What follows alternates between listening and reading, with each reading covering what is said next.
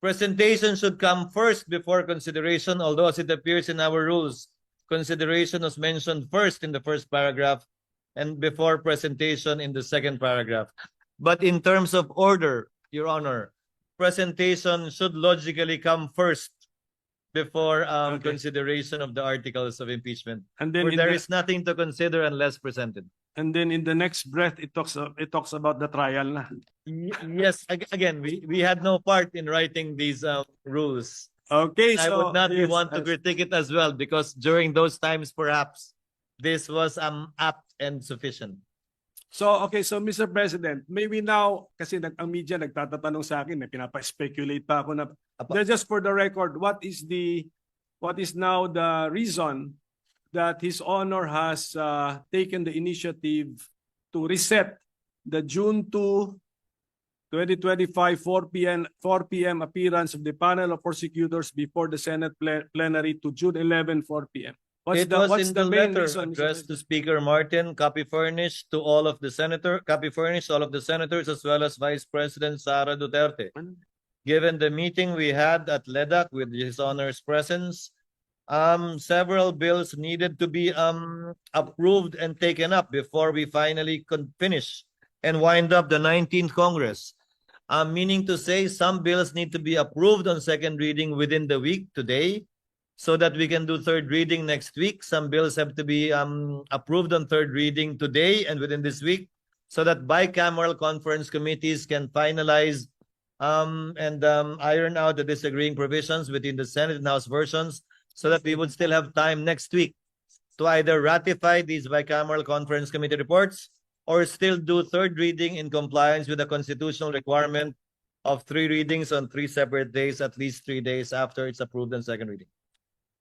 So, sige, last question na lang, Mr. President. Per our rules or practice, how would we now react to the receipt of the Articles of Impeachment last February 5, 2025? How should the Senate as a legislative body in plenary session react to that receipt? In line with Article 1 of our impeachment rules, which makes mention of the authority and responsibility of the President of the Senate, that is why I set the schedule for the articles to be read in plenary, which in turn would trigger, if at all, the creation of the impeachment court, which, if at all, would now proceed with the issuance of summons for the respondent or defendant.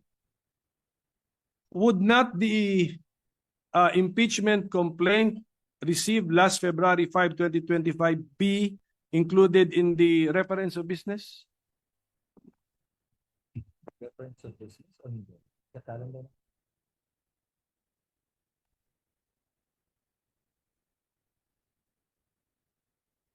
Ano ito? Ito ba in person? It will be included in the reference of business, yes. Supposedly today, kung natuloy tayo today, but on June 11, so that it can be included in the agenda for that particular day. That's my point, Mr. President. Kung i-reference of business, why are we not doing it today? Anong damage kung gawin natin today? Pwede rin naman. Hindi pa tayo nagbabasa ng reference of yun business. na nga. Sure. Pero wala to. Are we doing it today? Kasi February 5 pa yun. That's why I'm mentioning the date that it was received, February 5. So can we include it in the reference of business today? Kasi parang mas normal Mas normal yun Kung we will look into it, Your Honor. I tend to agree with His Honor's position. We will take it up with the Secretary. It's just normal, Mr. Yes, President. yes. Received last February 5, we're reporting out today. Okay?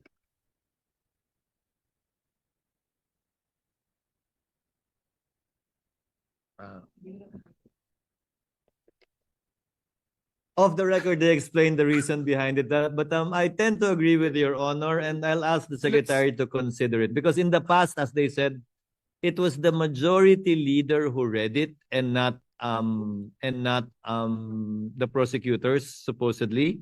So it was included in the reference of business, referred to the Rules Committee, and the majority leader was the one who reported it out, quote unquote. But now, given that it's the prosecutors that will read the articles of impeachment, again, following US practice and precedent, the secretary thought it best that it'll be included in the agenda on that day because there is no referral to the Committee on Rules. But again, we will look into it and we will take the suggestion of the gentleman in light of the points he raised in connection with that. Because I believe there should have been also a letter accompanying the impeachment complaint. There must have been a cover letter from the House. So, parang ganon. So we can... Only by the section, not by the speaker nor any member of the House. Yes. But is a letter from the SecGen also a communication from the House? It was a covering letter only. Yeah. So I think this is just an opinion. I tend to agree, Your Honor. It's more natural that we report out if something happened last February 5, late evening of late in the session on February 5. Something happened, we report it out so it's more natural if we report it out immediately, Mr. President. So I tend to agree, Your Honor. That's my point, Mr. President. I will take it up with the committee secretary. So with that, Mr. President, I thank you for answering my questions. Thank you, Your Honor. I just wanted to request some information. Thank you, Mr. President. Thank you, Your Honor. What is the pleasure of the Honorable Ontiveros?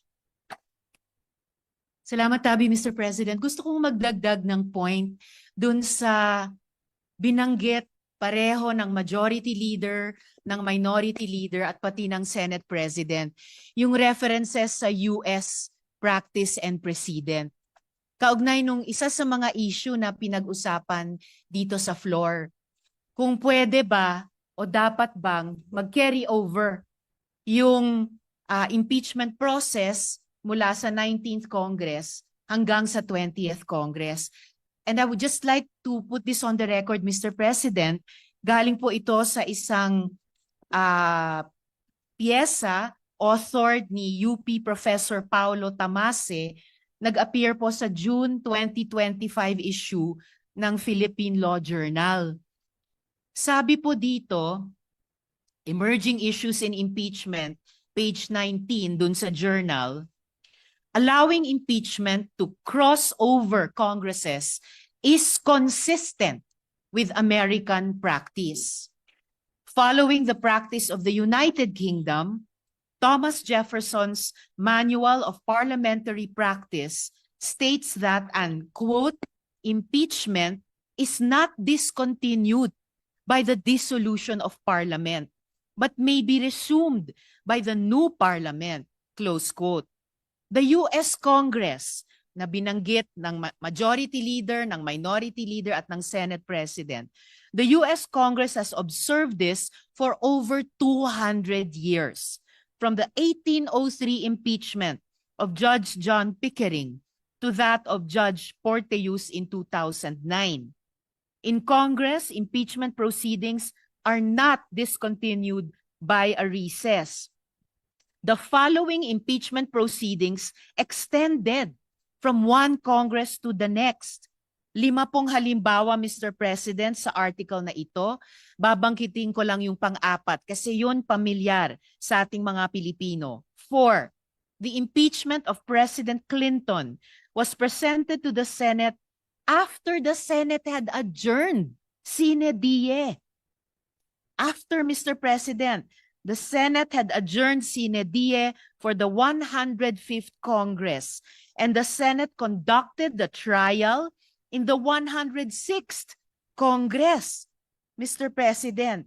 So, for the record lamang po, dahil very, very pertinent sa binanggit ng majority leader, ng minority leader, at pati ng Senate President na following US practice and precedent. And with one very recent concrete example po dun sa impeachment ni US President Clinton. So I hope that we can consider this in our own decision-making, Mr. President, even after the rescheduled presentation by the House prosecutors to the Senate as an impeachment court on 11th June. Salamat, Tabi, Mr. President. Duly noted and entered into the records. Majority Floor Leader.